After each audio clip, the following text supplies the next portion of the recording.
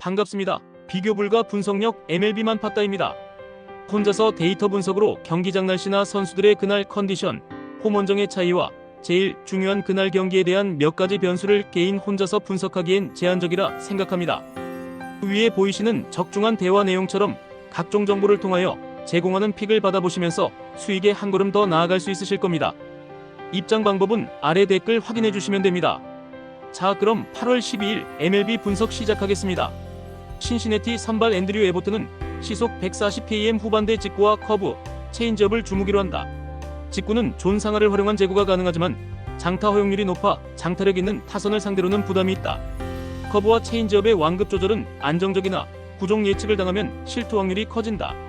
필라델피아 선발 타이후 와너커는 시속 150km 전후 직구와 슬라이더, 스플리터를 주로 사용한다. 직구 부위가 묵직하고 슬라이더는 우타자 바깥쪽으로 예리하게 떨어져 헛스윙을 유도한다. 스플리터는 낮은 존에서 범타를 만들며 위기 관리에 강점이 있다. 필라델피아는 워커의 안정적인 피칭과 불펜의 완성도를 기반으로 경기 후반까지 안정적인 운영이 가능하다. 신시내티는 장타 부족과 불펜 기복이 발목을 잡을 수 있으며 초반 리드를 내주면 추격이 힘들다. 결국 마운드 전력과 타선 응집력에서 앞선 필라델피아가 승리를 가져갈 가능성이 크다. 뉴욕 양키즈 선발 윌 워렌은 시속 150km 전후 직구와 슬라이더, 체인지업을 주로 구사한다. 직구는 높은 존에서도 힘이 살아있어 헛스윙을 유도하고 슬라이더는 우타자 몸쪽 파고드는 각이 날카롭다. 체인지업은 좌타자 바깥쪽으로 떨어뜨려 범타를 유도하며 긴 이닝 소화 능력도 갖췄다. 미네소타 선발 제비 매튜스는 시속 140km 후반대 직구와 커브, 슬라이더를 혼합해 던진다. 직구는 코너워크가 안정적이지만 구속 유지가 후반으로 갈수록 떨어질 수 있다. 커브는 완급 조절에 효과적이나 빠른 타이밍의 타자에게 장타를 허용하는 경우가 있다. 이번 경기는 선발 매치업과 불펜 안정성, 장타 지원에서 뉴욕 양키즈가 앞선다. 미네소타는 매튜스가 초반 리드를 내주면 타선이 장타로 반격하기 어려운 흐름이 될 수 있다. 반면에 뉴욕 양키즈는 워렌이 안정적으로 이닝을 소화하며 불펜 부담을 줄이고 중심 타선이 득점권에서 집중타를 기대할 수 있다. 그래서 경기 후반으로 갈수록 뉴욕 양키즈의 운영이 탄탄하게 이어질 가능성이 크다. 그럼에도 불구하고 초반에 매튜스의 변화구 공략이 더디면 경기 흐름이 잠시 팽팽해질 수 있다. 결국 마운드와 타선의 완성도 차이가 경기 후반 승부를 결정질 전망이다. 뉴욕 양키즈는 워렌의 안정된 피칭과 불펜의 완성도를 앞세워 경기 주도권을 잡을 가능성이 높다. 미네소타는 장타력과 불펜 제구 불안이 발목을 잡을 수 있으며 경기 후반 대응이 제한적이다. 결국 마운드 안정성과 타선 응집력에서 앞선 뉴욕 양키즈가 승리를 가져갈 가능성이 크다. 캔자스시티 선발 베일리 폴터는 시속 140km 후반대 직구와 체인지업, 슬라이더를 주로 구사한다.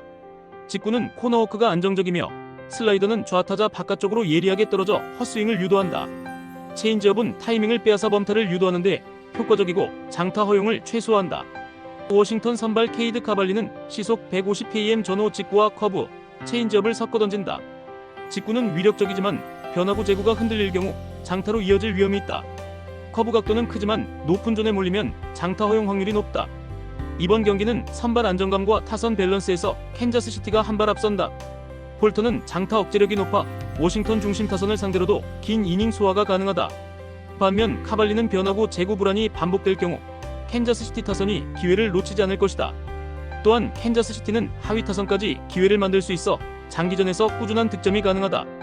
그래서 경기 후반으로 갈수록 불펜 안정성이 더 높은 캔자스시티가 흐름을 완전히 장악할 전망이다. 그럼에도 불구하고 초반 장타 허용만 피한다면 경기 전체를 주도할 가능성이 크다. 결국 타선의 생산성과 마운드 운영의 안정감이 승부를 결정질 것이다. 캔자스시티는 폴터의 안정적인 이닝 소화와 하위 타선의 기회 창출 능력을 앞세워 승리를 노린다. 워싱턴은 하위 타선과 불펜 제구 불안이 발목을 잡을 수 있으며 접전 상황에서 흐름을 지키기 어렵다. 결국 마운드와 타선의 안정감에서 앞선 캔자스시티가 승리를 가져갈 가능성이 크다. 시카고 화이트 타선은 상위 타선의 출루 능력은 나쁘지 않지만 장타 생산력이 부족해 대량 득점으로 이어지기 어렵다. 중심 타선에서 장타 한 방이 터지지 않으면 득점권 찬스를 살리지 못하는 경향이 있다. 불펜은 제구가 들쭉날쭉하며 승부처에서 볼넷을 허용해 위기를 자초하는 장면이 잦다. 디트로이트 타선은 중심 타선의 장타력과 타점 생산 능력이 압도적이며 상하위 타선 간 연결이 원활하다.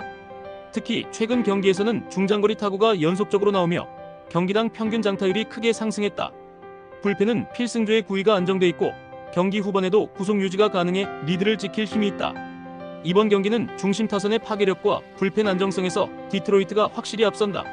시카고 화이트는 장타 부족으로 득점권 기회를 살리지 못하는 경우가 많고 불펜 기복이 경기 후반 발목을 잡을 수 있다.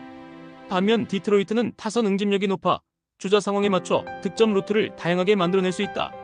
그래서 경기 후반으로 갈수록 디트로이트가 리드를 잡고 안정적으로 마무리할 가능성이 크다.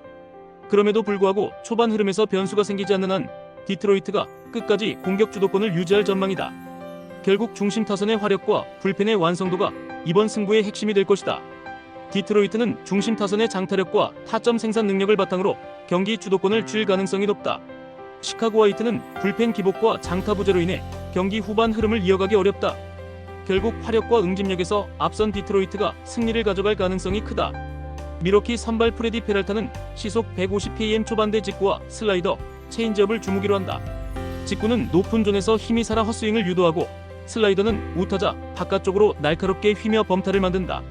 체인지업은 좌타자 상대에서 타이밍을 빼앗아 장타를 억제하는 데 효과적이다.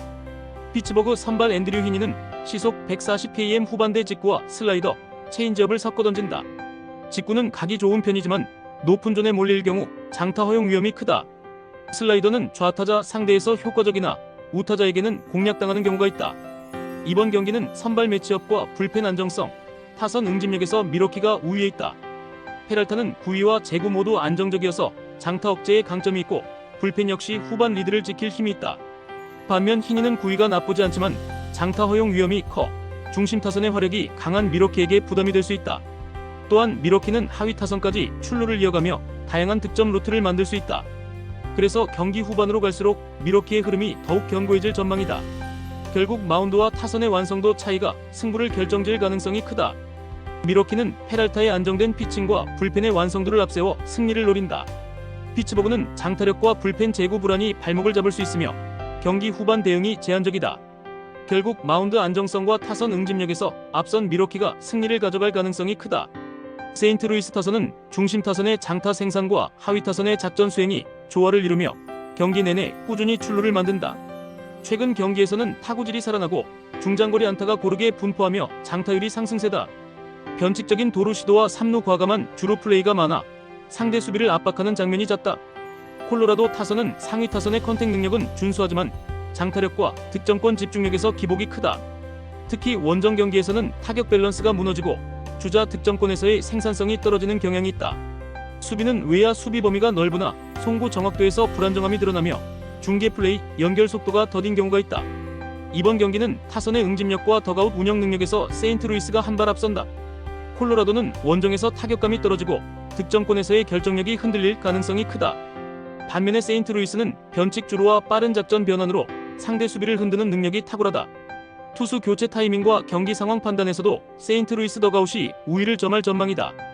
그래서 경기 후반으로 갈수록 세인트루이스가 흐름을 장악하고 승부를 굳힐 가능성이 높다. 그럼에도 불구하고 초반에 대량 실점만 피한다면 홈 관중의 분위기와 주루 플레이로 분위기를 가져올 수 있다. 결국 작전 수행 능력과 타선의 완성도가 승부를 갈라놓을 것으로 보인다.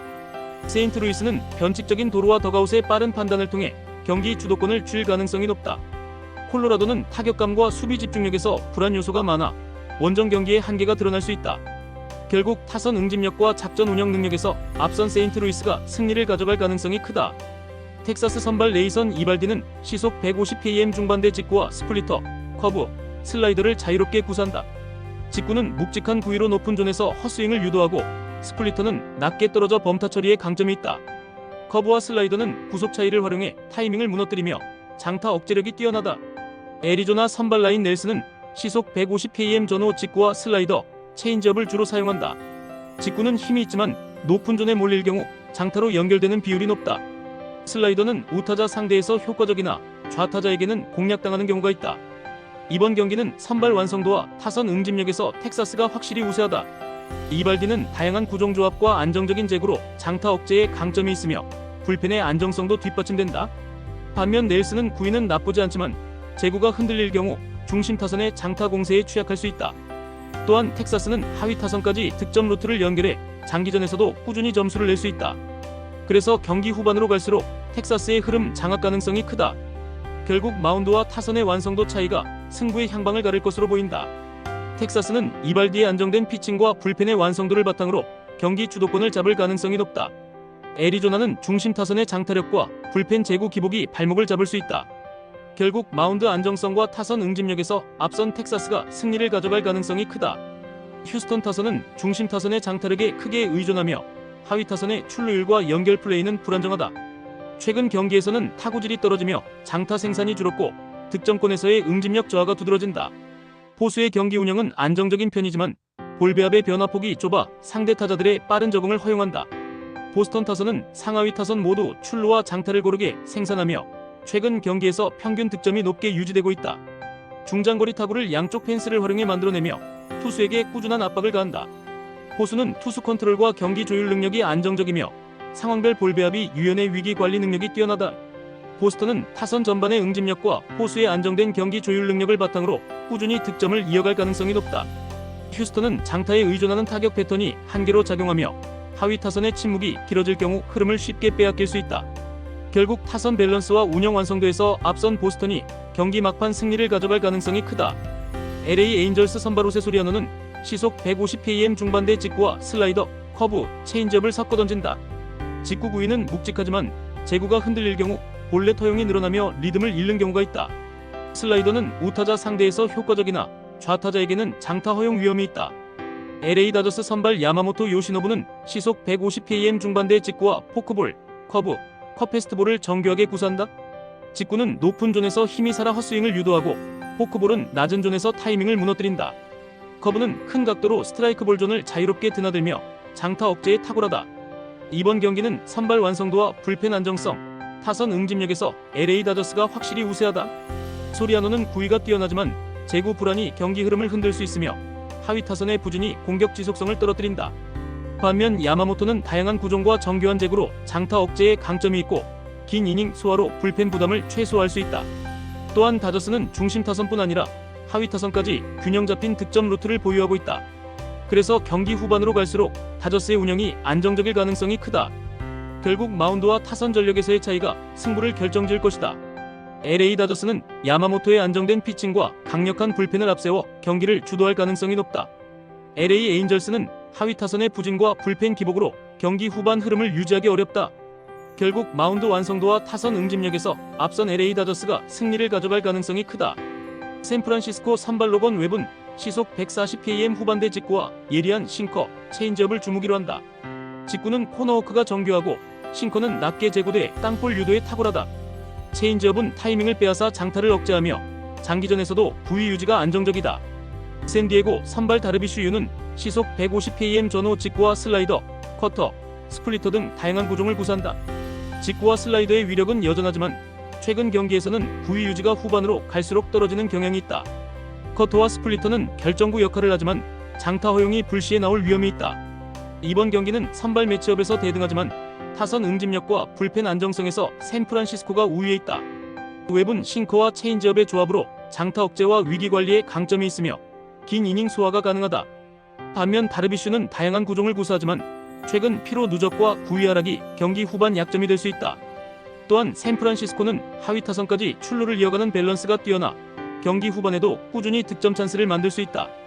그래서 후반 불펜 싸움에서도 안정적인 운영이 가능한 샌프란시스코가 유리하다. 결국 마운드 유지력과 타선의 응집력이 승부를 가를 가능성이 크다.